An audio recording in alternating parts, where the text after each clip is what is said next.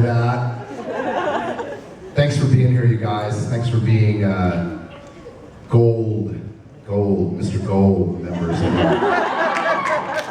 We really appreciate it. Thanks to you guys. I mean, we all live great lives, and you know, the success of Once Upon a Time has really been a lot about how batshit crazy all you great fans are.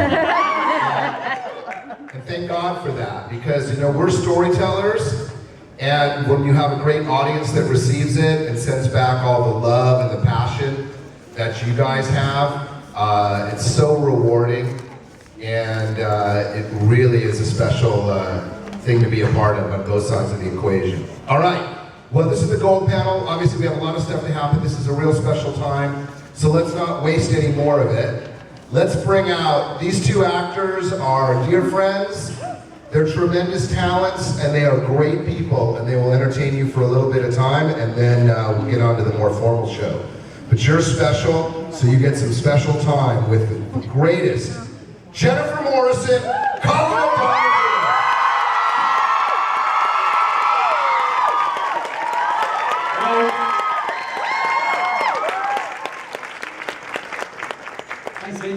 You're welcome, guys. All right, enjoy. I'll come back and get you. Obviously, guys, the format is that there's some mics on the side for your questions, and fire when ready, and I'll come back in 2 seconds time.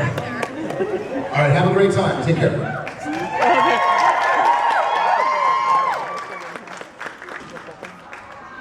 Oh, they had to close the door. Oh. They closed the door. They just closed the doors. Everybody waiting. We were trying to figure out why there was like a separation of groups, and then we realized this was like a gold panel. Yeah. We're just trying to work out the logistics of it. I guess we should start with some questions. I have one for Colin and then one for Jen. So Colin, Once Upon a Time was your first American show. What was it like going from UK television to the US television? Yeah, it's quite different. I mean, it's the first show that got picked up. I did a pilot for ABC, but it's a very different. The hours are different. I guess all the union stuff is different, and I think depending on the directory that you have, the approach is very different than it is in the UK. I think we tend to rehearse. Well, in Ireland, not the UK, but I think we tend to rehearse a little bit more than we do. But it's also doing a show like this where you're doing 22 episodes a season, and now whatever says it, 7 seasons. It's you get used to the character, so you know your character. You know, probably I would like to think better than most of the directors who come in. And I don't mean that in a disrespectful way. I don't know, I wasn't listening.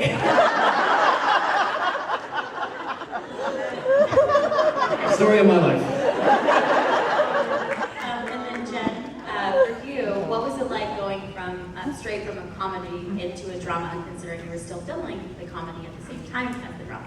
Yeah, it was kind of crazy. I think Emma would have had red hair had I not been shooting. I'm not joking. They actually tried red wigs on me. So that would have affected things. But yeah, no, that was a really crazy stretch of time. Obviously, it was something like, I think it was 21 days straight that I didn't have a single day off because I was fitting my days on the pilot for once in between my days on How I Met Your Mother for the last episode of that. And so it was kind of crazy to go from this really kind of big, outrageous character on How I Met Your Mother to this really damaged, sort of walls up kind of character for Once Upon a Time. I know, you're not listening either, it's fine. But it was a fun challenge. I mean, it's one of those things where that's what we love as actors, is to feel like we get to mix it up and do different things. So as much as I was tired, you know, from the work schedule, it was definitely worth it, and it was invigorating to have the challenge to jump between both. So now I've figured out what happened when we're doing scenes together is that you just wait for my mouth to stop moving. Oh, that's when I listen to you. All right, I get it. Moving on. Thank you for your question.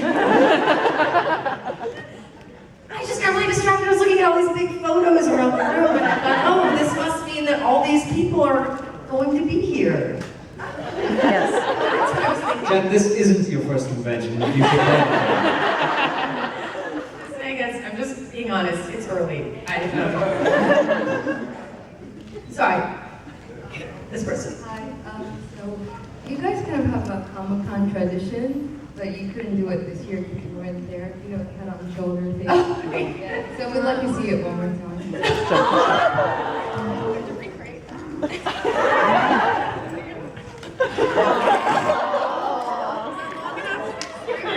you go.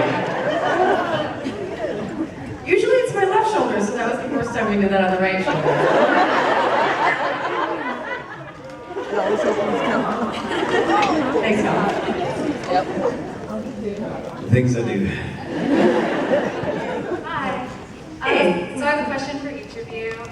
Colin, you had mentioned recently about directing. If you couldn't act, would you ever want to direct for real? Me? Yeah. Yes. Would you want to direct? What kind of film would you like to? What kind of film? Yeah. Action film, apparently. Something James Bond would be good. Just bring him with you. He just answer questions for you. And Jen, I got to see you in The End of Longing, and it was absolutely amazing, and I loved it. Dude, thanks for coming to see the play. And I was wondering what it was like going from the schedule of filming a TV show to going to the schedule of doing theater. Oh, yeah, I mean, they're both demanding in different ways, you know. It's interesting because theater can be a little bit deceptive. It can sound like, oh, you're only rehearsing 8 hours a day, you're only performing 2 or 4 hours a day or something, you know. Lazy. So it can sound sort of deceptive that way. But there's the creative sort of collaborative process as you're rehearsing a play is mentally growing in a way that I kind of always forget until I'm in that rehearsal space. All of us would come, you know, we'd get out of rehearsal at 6 p.m. or whatever, and I would be in bed by 7. Like it was like you would just be so wrecked from the heightened concentration for that period of time. Whereas, you know, obviously television is longer hours, but it's sort of spread out. Your focus is spread out over a longer period of time. And then once you're in performances, I really enjoy that stretch of time. I feel like, you know, you definitely sort of stay in that headspace in a certain way. But I like having my mornings, and I like walking to the theater, and I like having all my rituals and all that. It sort of just makes for like a later day because usually people come to see the show and you have dinner after. So it's, you know, it was nice. It was nice to have the rehearsal time, and it was nice to be able to be in that creative process. And then it was also nice to be home in New York and be acting at home. Thank you. Hi, so you guys recently just filmed 702, and I was wondering if you could describe it in like 3 words. Not a chance. So cheeky. Listen, I've been awake since 3 a.m. I only get 2 hours sleep, so I'm allowed to be cheeky. We can't tell you because that would ruin it, I think. I agree. For the first time, I'm telling Jen what to do. So, this is the first. Hi, this is a question for Jen. What did you like best working on house?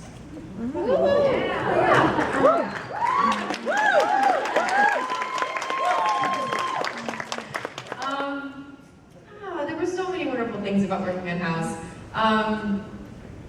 It was such a job that really changed my life in so many ways, but also I really loved playing Cameron. I really do look at it like an old friend that I miss. You know, it's like when you've spent 6 years being someone, you sort of feel the loss of them in your life in some way. I really enjoyed working with you, Laurie, so much, and I felt very lucky that I got to have so much sort of one-on-one time with him on that show. I felt like I grew as an actor working across from him. I felt like...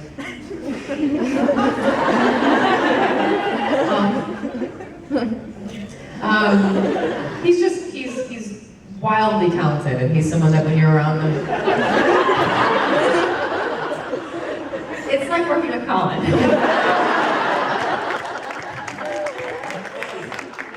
You can't help but just be better. It's very true. I was trying to answer your question seriously, but you know, I think you get the point. It was great. It was an amazing experience. Very grateful for my time there. Thank you. That's it. Sorry.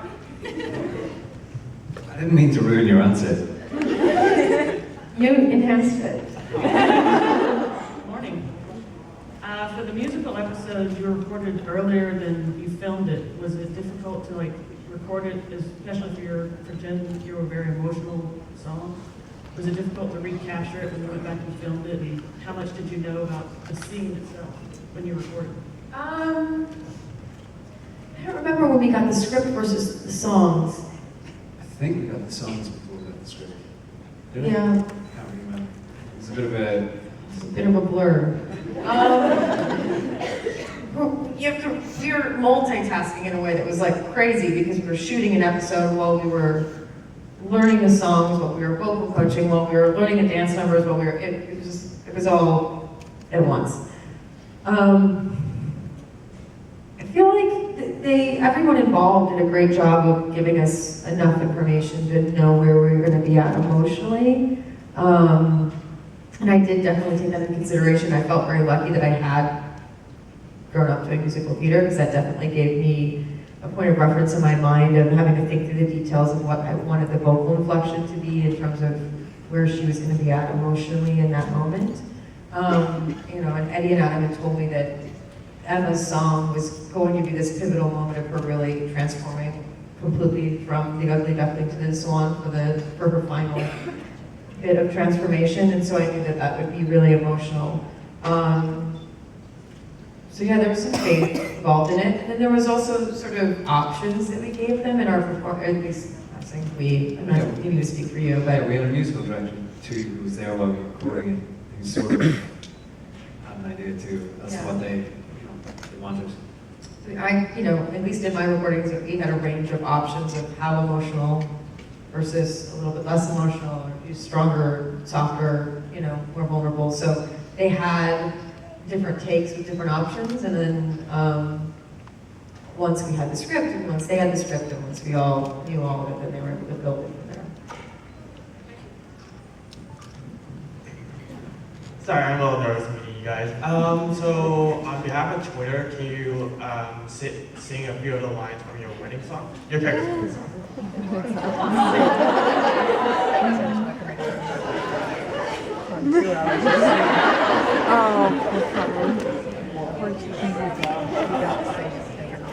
It was a while ago, we don't really remember.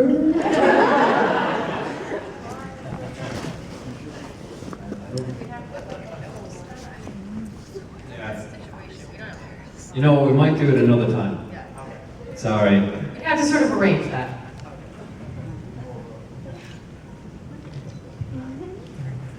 Very controlled. Jen, I was very excited to hear about you being on Broadway, and then I was very sad to know that your show closed so quickly.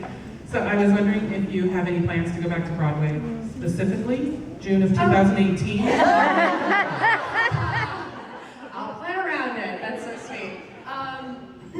Yeah, we were, you know, it was interesting because it was a set run from the beginning that, you know, we knew was in a way nice because it was a very manageable amount of time. It was great. Yes, absolutely. I mean, you know, you don't know when certain things are going to come up or when things are going to come together. It's one of those funny things with theater because it just isn't, you're never sure like when there's going to be a production that you're right for, and when they're going to get all the financing for that production, and when it's going to actually happen, and you know what theaters are available. There's like all these moving pieces with theater that impact all that. But yes, I mean my plan is to definitely continue pursuing theater, and I've been meeting with playwrights and a part of sort of developing new material and stuff. So I'm not sure if it'll be June. I'll try though. I'll really try. Good morning. We've just had a really crazy road trip from Vancouver on Monday to get here. You're listening to some really random tunes, and I was wondering, what's your favourite travelling tunes, and specifically, what's your favourite power ballad? Colin is much better at this than I am. Well, it's going to have to be More Than a Feeling. Is more than a feeling.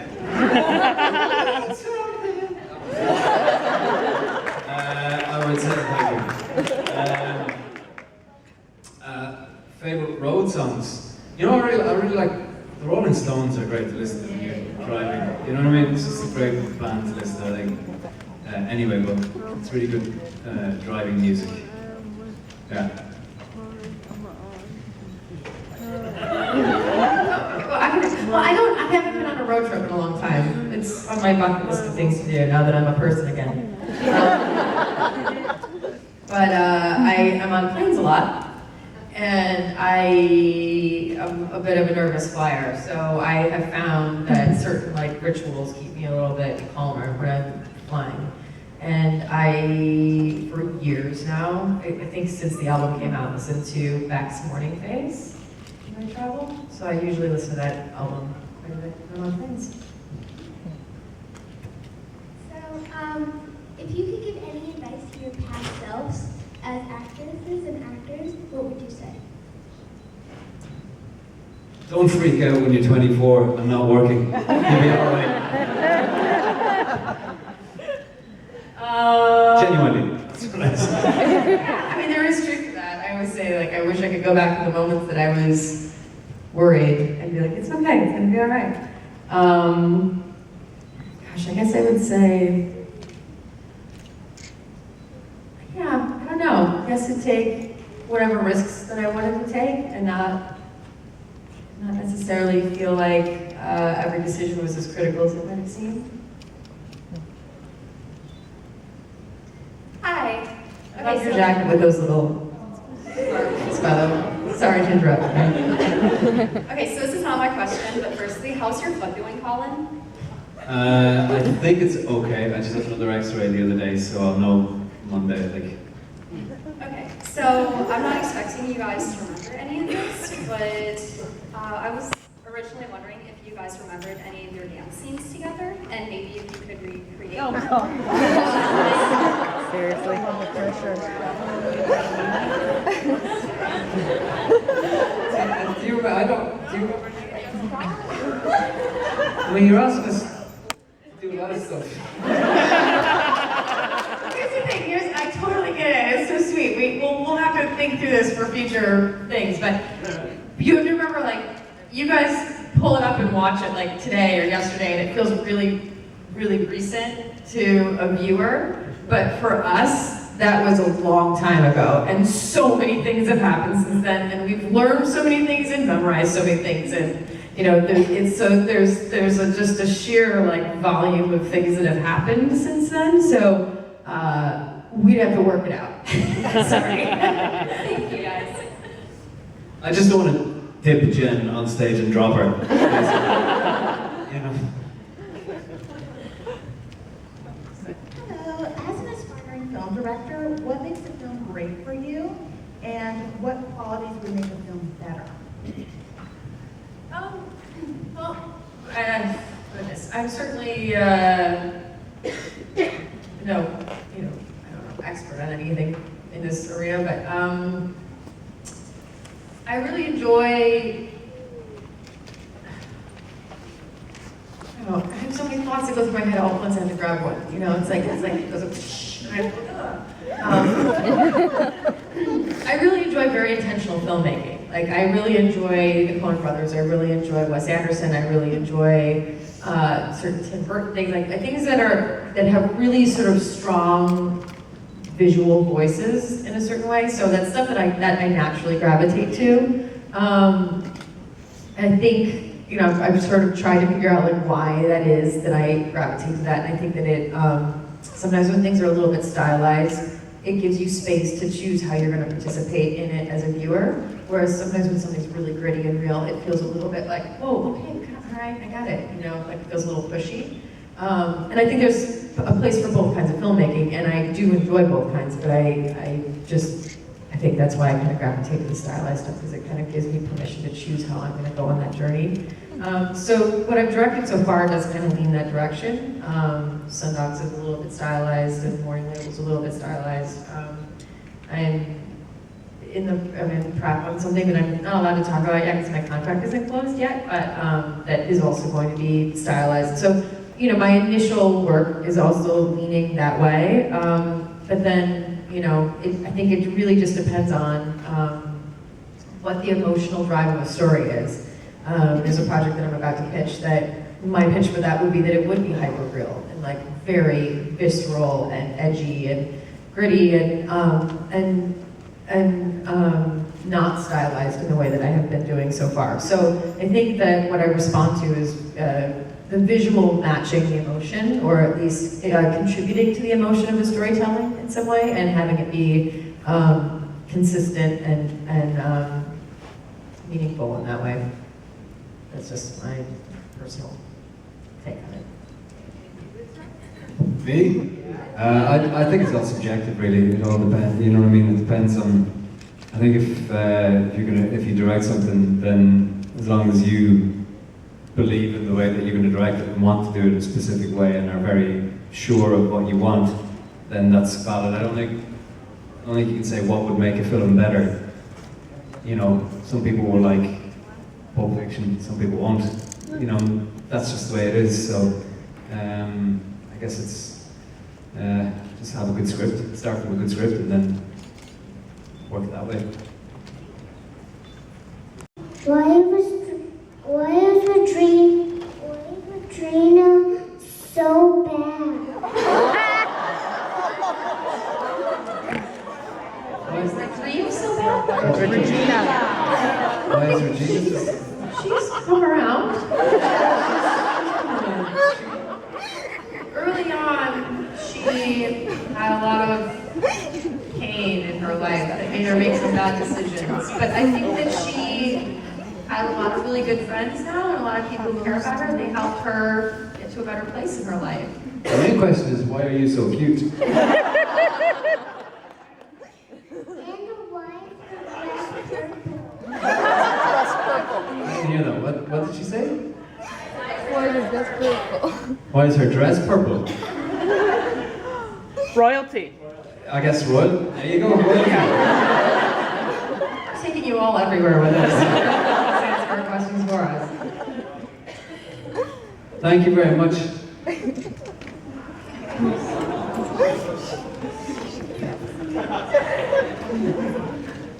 Hi, I was wondering, what initially sparked your interest for acting? Was there like a moment in your childhood where you were like, this is what I want to do with my life? I had friends doing youth theatre in my hometown, and I went to meet them for a coffee, and they needed somebody to fill in while they were rehearsing a play, because the guy who was supposed to play the part didn't show up, and I was like, no wait, not a chance. And they were like, look, go get a coffee afterwards. I was like, okay, we'll buy you one. I was like, okay, I'll do it then. And then we ended up going to do the play. We did play in the Olivier Theatre in London, which is the national, and when I was 16, and everybody stood up at the end and cheered, and I went, oh yeah, I like this. It was also I was a very sort of introverted kid, so it gave me an opportunity to pretend to be somebody that I wasn't, which was, for me at the time, a good thing.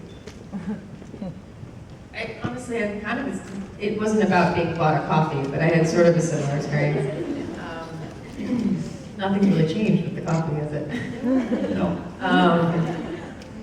We used to, my dad was the music teacher and band director at the high school that I went to, and he directed the pit orchestras for musicals. And so when I was from a very young age, my mom would like dress up my sister and me, and we'd go, and it was like a very big deal to go see the high school musical. I think it was more important to me to be the lead in the high school musical than it was to make it in the business. It was like my ultimate dream, and like by the time I did that, I was like, what am I going to do now? I've done this.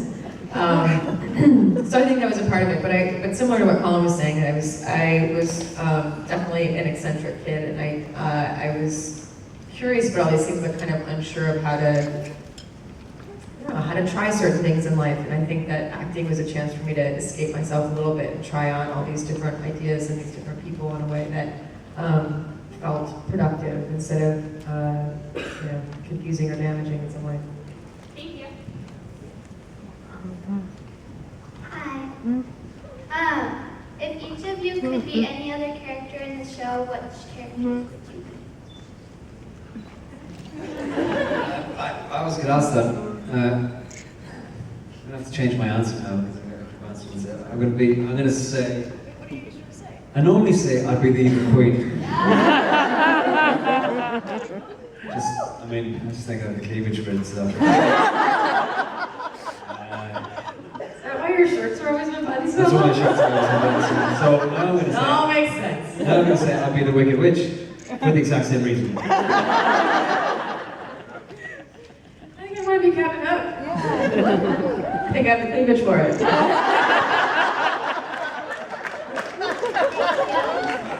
Thanks. Hi, this question is for Colin. At the recent GCA, there was that 60-second video that you filmed, and one of the questions was your favorite genre, and you answered comedy. So does it mean you would like comedy, and if so, do you prefer rom-com, black comedy, Shakespearean comedy? What sort of comedy do you like and would you want to show? I mean, it was a 60-second thing. All the others said drama, so I figured I'd go against it. I do like comedy, so I'm not saying I don't. I do. I like dark comedy, probably something kind of a little bit dark, whatever. But yeah, that was one of those ones where I thought it'd be funny to say that. And I didn't think it would come back and bite me. So. Hi. Hello. I was there for your question, but could you say I love? I love. That's the only one in the question. There you go. Can't wait to see how that comes back to haunt you. This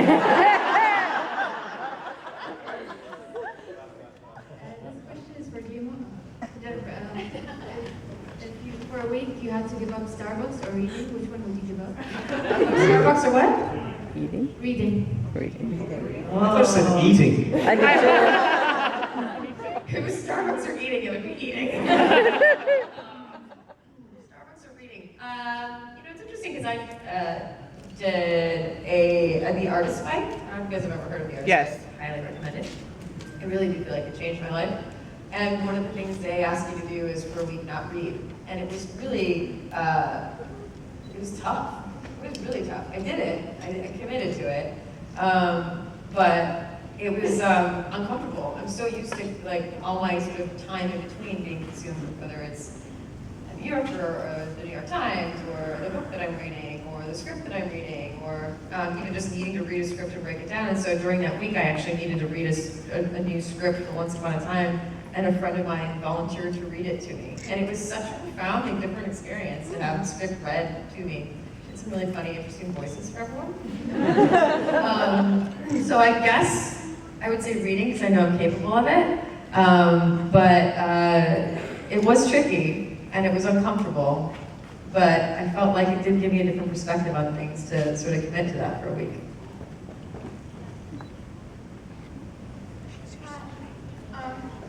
So watching you guys play, it kind of made me realize that I want to be an actor when I grow up. And I was just wondering, because you guys are my role models, who were your role models when you were growing up? It's very sweet. I'm glad that you guys feel inspired by what we're doing. And good luck with everything. I mean, it's a crazy journey. I think my earliest people that I was looking up to were literally the high school actors that I was watching when I was a kid. I grew up in a home where we didn't watch a lot of stuff that wasn't kid friendly, So when I was younger, it was a lot of Disney movies and stuff along that, vein of things. so a lot of the theater I was seeing was at the high school because, like I said, that's where my dad worked. So a lot of the people I was like looking up to were was Lee Annenberg. He was my hero. But we're like, you know, local people, and I think that in a way that was really helpful because it made it feel very possible to me, and it felt like something that was like very relatable and immediate. For me, I think it was my grandmother. She went off to train in the Guildhall in London when, I guess, women didn't really leave Ireland on their own in their early 20s or whatever to go pursue a third level education. And my dad, I always wanted to play the guitar like my dad. So, yeah. All right, guys, why don't we take one last one? Is there one last one there? All right, one quickie, and then we'll wrap this one up. Oh, hi. I was wondering if both of you could take home only one of the Once Upon a Time props, which one would it be? Oh, I know the answer to that because I did it. Now, can I? We're about to find out, so. I might get in trouble. What would you have taken if you would have taken something? If I would have taken something, I would have taken the MS1 Darkwood Dagger. I mean, there is only one prop, really, on Once Upon a Time, and that is the hook.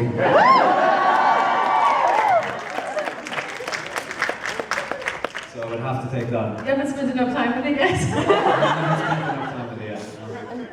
All right, well, now that we've our friendly kleptomaniacs have admitted their sins, I'm sure it's being streamed, and ABC is going to be like, I'm coming after you.